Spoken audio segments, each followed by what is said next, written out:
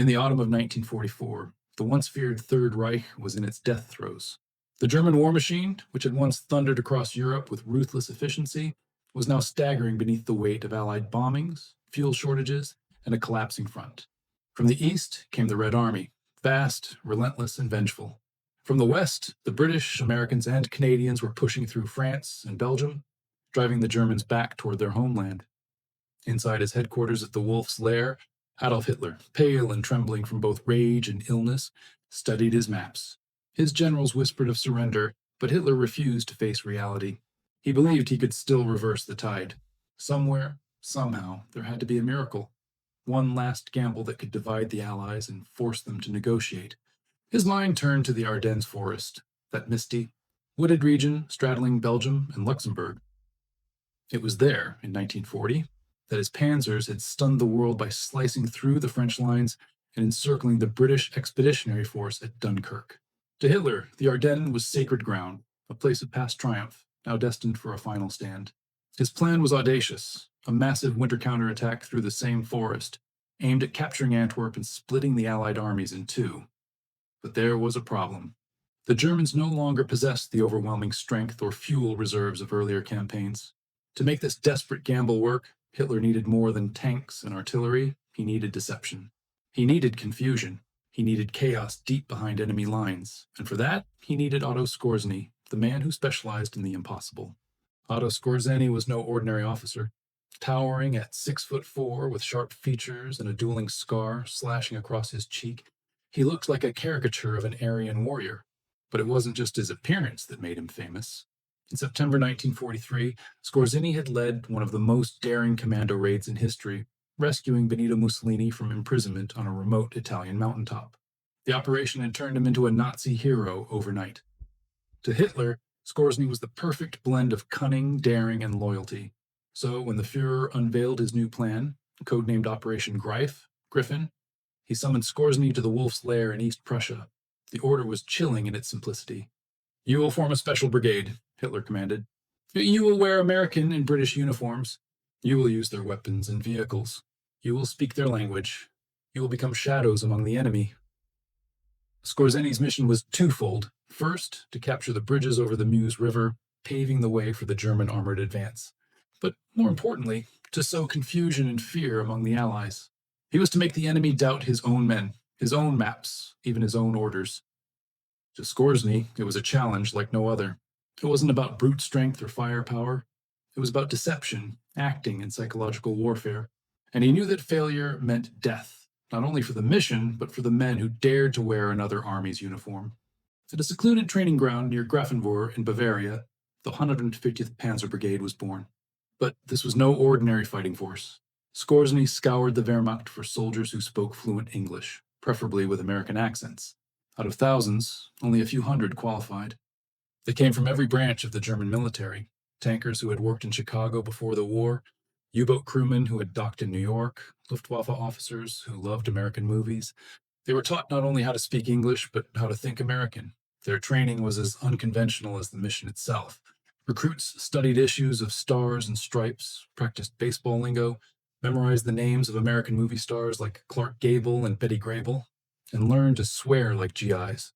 They even mimicked the relaxed posture and slouching gait that made American soldiers instantly recognizable, so different from the rigid, heel-clicking precision of the Wehrmacht. Skorzeny left nothing to chance. Captured jeeps, Sherman tanks, and American uniforms were stockpiled. Mechanics welded extra armor onto captured vehicles, disguising them as American machines. They forged paybooks, letters from fictional girlfriends, ration cards, and cigarette packs.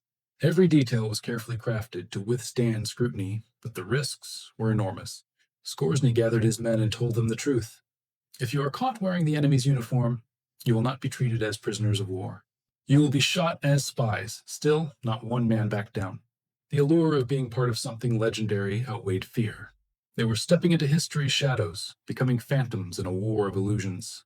At dawn on December 16th, 1944, the silence of the Ardennes was shattered. The German artillery opened up with a deafening roar, and thousands of shells screamed into the misty forests. The Battle of the Bulge, the last great German offensive of the war, had begun. As American lines buckled under the initial shock, Skorzeny's ghost army slipped through the chaos. Dressed in immaculate American uniforms, they drove captured jeeps, carrying forged orders and fake identification papers.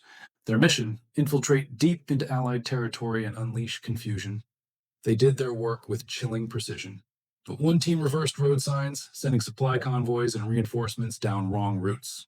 Others cut telephone lines, sabotaged communication hubs, and redirected entire battalions away from their intended destinations.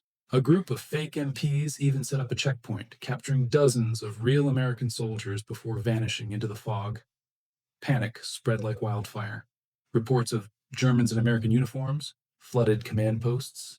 Every soldier, every checkpoint guard began to question the man next to him. The front line was no longer a place on the map. It was everywhere. Rumors multiplied faster than facts. Some believed Skorzeny himself was leading a team to assassinate General Eisenhower in Paris. The idea was absurd, but fear has its own gravity. Within hours, the highest levels of Allied command were gripped by paranoia. At the Supreme Headquarters Allied Expeditionary Force, Chef in Paris, General Dwight D. Eisenhower was informed that he was the top target on a Nazi assassination list. The name Skorzeny had become a phantom in itself, a symbol of fear and cunning. Almost overnight, the supreme commander of the Allied forces became a prisoner of his own security. Barbed wire was rolled out around the headquarters. Machine gun nests sprouted on rooftops. Armored cars patrolled the streets. Eisenhower's movements were heavily restricted. For weeks, he didn't step outside the compound. His staff joked bitterly that their leader was living in a gilded cage.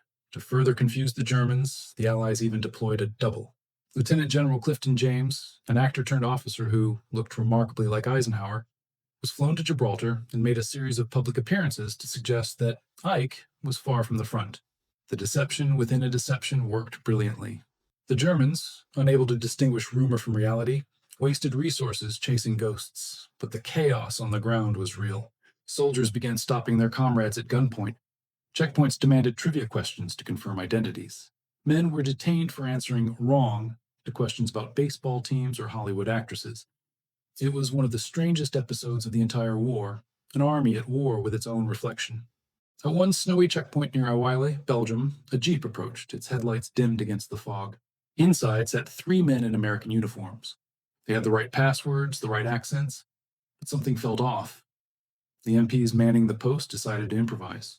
Instead of asking for documents, one of them casually said, "Who won the World Series this year?" The driver blinked. "The Yankees?" he ventured. Another muttered, "Don't follow baseball." That was enough. The soldiers were seized, interrogated, and soon revealed to be part of Skorzeny's 150th Brigade. The baseball quiz quickly spread across the front as an improvised but effective countermeasure. Other questions followed. What's the capital of Illinois? Who's Mickey Mouse? Where's Brooklyn? Culture had become the greatest defense against deception. Over the next few days, the Ghost Army unraveled. Many were caught, others killed. Those captured were tried swiftly as spies and executed by firing squad. They had gambled everything on their ability to blend in and lost. As for Otto Skorzeny, he survived the war, evading capture until the final days. Tried at Nuremberg, he was acquitted after arguing that Allied forces had carried out similar deception missions during the war. Operation Greif failed to achieve its military goals, but its psychological impact was immense. It proved that in modern warfare, the battlefield isn't just trenches and tanks, it's perception, fear, and the human mind. The enemy can wear your uniform, speak your language, even drive your vehicles, but he can never truly know the essence of who you are. In the end, Skorzeny's men knew the words but not the song. And a simple question about baseball, a small piece of home, was enough to expose them.